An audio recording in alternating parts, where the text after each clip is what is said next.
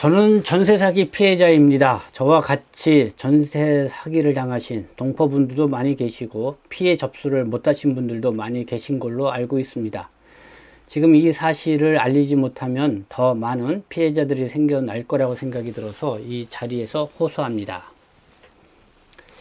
네, 안녕하세요. 동포세계 김용필입니다.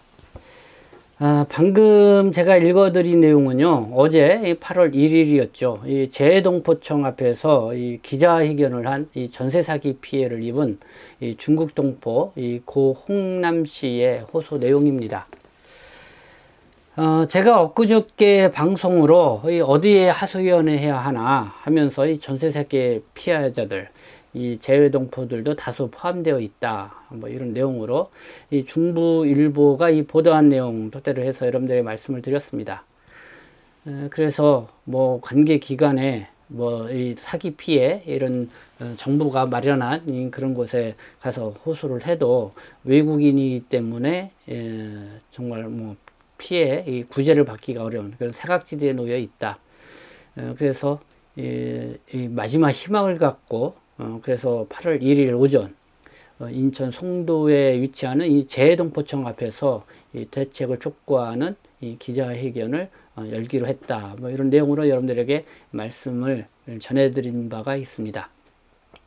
뭐 재동포청도 뭐 지난 6월 5일 출범을 했기 때문에 뭐 여러 가지 좀 미비한 점들이 많이 있죠. 그래도 이렇게 동포들이 국내에서 체류하면서 어려움이 있을 때 이렇게 호소할 수 있는 그래도 정부 창구가 있다는 것, 뭐 어떻게 보면 좀 다행이다는 생각이 드는데요.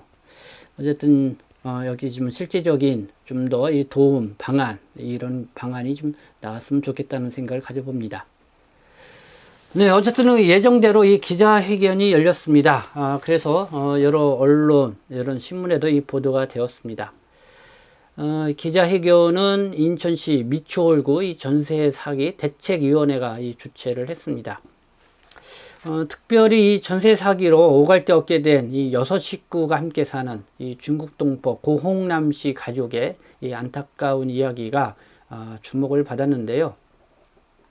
고홍남 씨도 네, 저의 그 앞서 방송했던 그 내용을 보고 이 사진과 함께 이 기자회견문을 또 저한테 보내주기도 했습니다.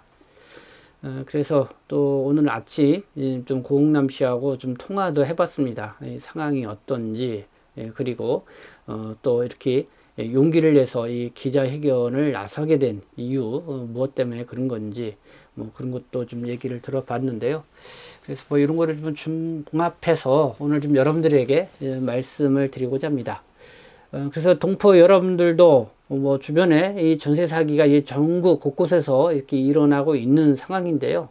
이 동포분들 중에서도 이렇게 이 전세 사기 피해를 입으신 분들 이렇게 좀 제보를 해주시면 감사하고, 이런 때에 좀 동포 여러분들이 더 많이 이렇게 같은 피해를 입었다고 하면은 좀 같이 좀 대책을 좀 세워 나가는 게 필요하지 않나 생각합니다. 그래서 여기에 또 이 동포 단체들도 좀 함께 좀 도움의 손길을 주고 같이 목소리를 내주는 그런 것이 필요하지 않나 생각합니다. 마치 이 지구촌 이 동포 연대도 이런 상황을 접수하고 또 성명서를 발표를 했습니다. 그래서 외국인이라고 이 전세사기 피해 구제에서 이 배제되는 것은 맞지 않다. 다 이렇게 구제받을 수 있는 그런 방안을, 대책을 촉구한다는 그런 성명을 내기도 했습니다. 그러면 이 기자회견에 나온 언론 내용, 그리고 오늘 이 고홍남 씨하고 제가 이제 통화했던 내용을 좀 종합해서 여러분들에게 상황을 좀 말씀을 드리도록 하겠습니다. 네, 뉴시스는 필요한 건 방 한 칸입니다. 이 재동포 전세사기 피해 일가족 대책 마련 호소를 했다. 이런 제목으로 보도가 됐고요. 연합뉴스 외국인 동포 전세사기 피해자들 지원책이 미비하다. 방 한 칸이 간절하다. 그리고 한겨레 신문 인천 미추홀구의 전세사기 피해 재동포는 구제책이 없나요? 이런 제목으로 이렇게 보도가 됐습니다. 또 뭐 여러 언론도 이렇게 보도를 했는데요. 먼저 이 고홍남 씨 가족 상황부터 좀 정리해서 좀 말씀을 드리도록 하겠습니다. 고흥남 씨가 이제 세대주가 되겠죠. 이 41세 아주 젊은 나이입니다. 지난 2015년 아내와 함께 중국으로 가서 거기서 저는 중국에서 딸을 낳고 그리고 2019년 다시 한국에 들어왔다고 합니다. 그리고 2021년 12월 31일 네, 지금 문제되고 있는 이 민천 미추홀구의 이 빌라죠. 거의 전세보증금 5천만 원을 주고 이 전셋집을 맡게 되었다고 합니다. 전셋집 왜 문제가 됐냐? 보니까요. 이 집주인이 이 안무개 씨, 네, 이렇게 전세 계약을 맺고, 이렇게, 그 집에 들어갔는데, 그리고 나서 이 등기부 등본을 확인을 해보니까, 이 집주인 이 씨는, 이 고 씨와 이 계약을 할 당시에, 이 신탁사로부터 돈을 빌린 뒤 집에 대한 권리를 이 신탁사에 맡긴 상태였다는 것입니다. 그래서 이 중개업소를 통해서 이렇게 계약을 맺었다고 하는데 중개를 했던 사람이 이런 것조차 이 확인을 제대로 안 해주고 이렇게 계약을 맺게 한 거죠. 그러다 보니까 아마 억울하게 이렇게 전세 사기 피해를 입게 되는 그런 상황이 된 것 같습니다.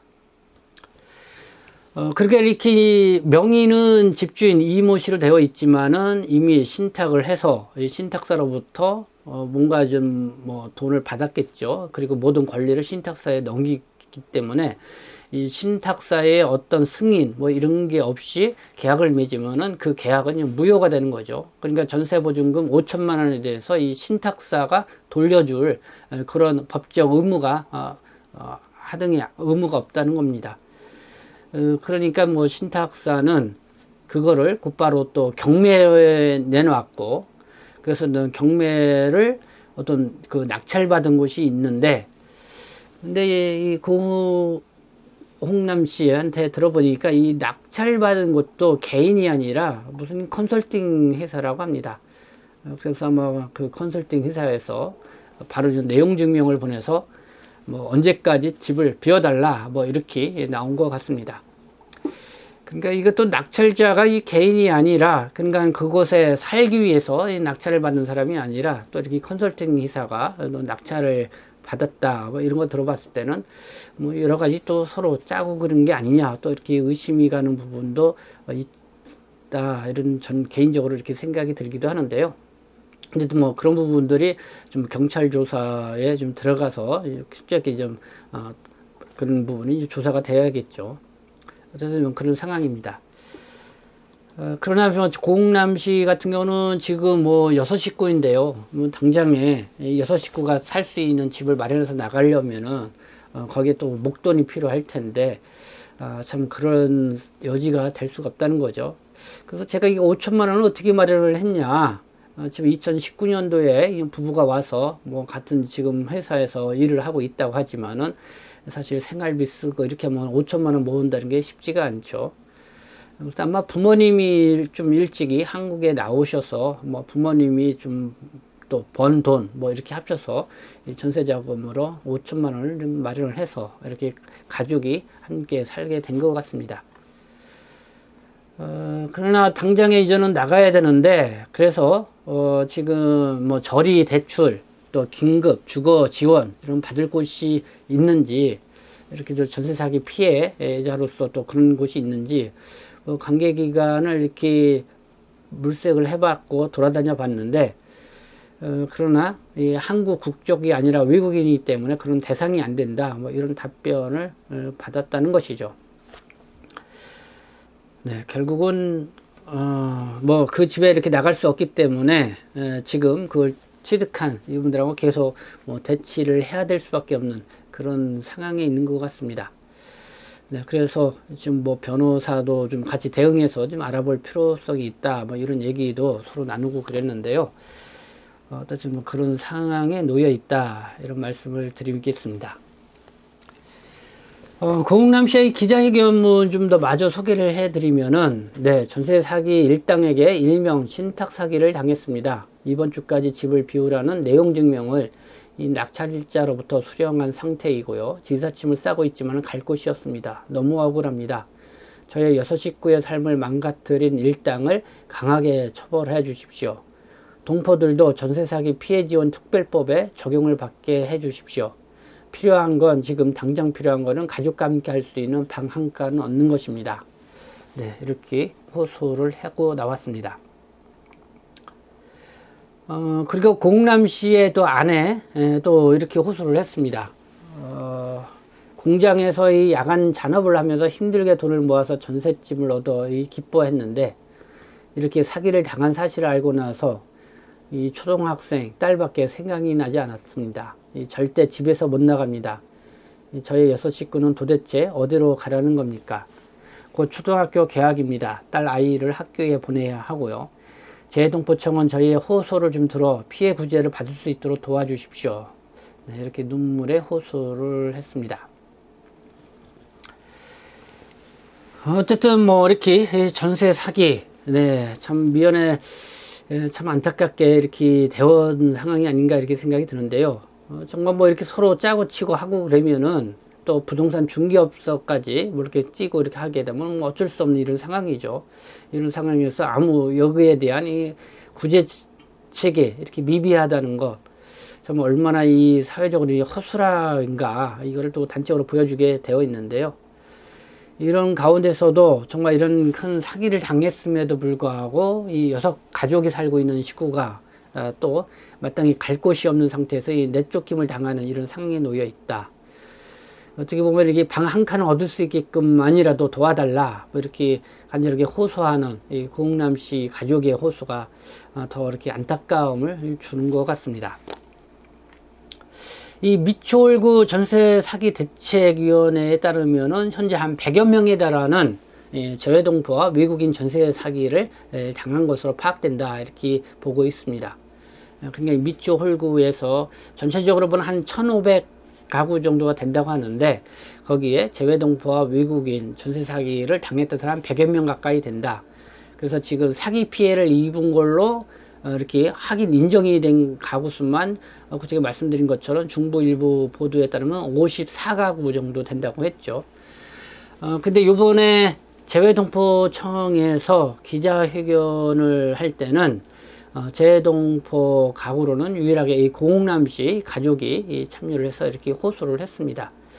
아마 이 다른 분들 같은 경우는 이렇게 기자회견에 나서서 이 호소한다는 게 상당히 부담이 갈 수도 있죠. 물론 이런 고흥남 씨 가족일 때도 부담이 될 수 있는데, 워낙 또 6가족과 이렇게 간급한 이런 상황이다 보니까 더 이 고흥남 씨, 특히 또 젊은 또 40대 초반에 이렇게 있다 보니까 아무래도 다른 사람이 또 이렇게 피해를 입는 거 볼 수가 없다, 뭐 그런 것도 있고, 정말 동포들이 더 피해 보지 않게끔 하기 위해서라도 나서야겠다, 이런 마음가짐으로 이 기자회견에 나섰다, 이런 얘기를 들을 수가 있었습니다. 여기에 우리가 좀 더 특별히 더 관심을 갖고 좀 함께 해줄 필요가 있다, 이런 생각도 들었고요.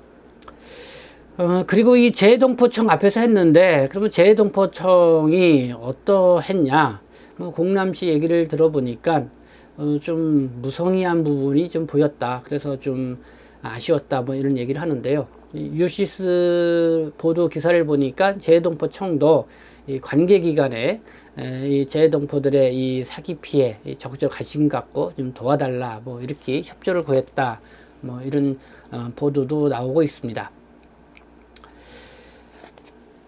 어쨌든 재동포청 지금 뭐 설립된 지 이결치지 안 됐지만은 특별히 이렇게 기자회견에 용기를 갖고 나선 이 공남시 가족에 특별히 더 관심을 가져주시고 좀 어려움에 좀 귀담아 들어 주었으면 좋겠다, 그것만으로도 큰 힘이 되지 않겠나, 이런 생각이 들고요.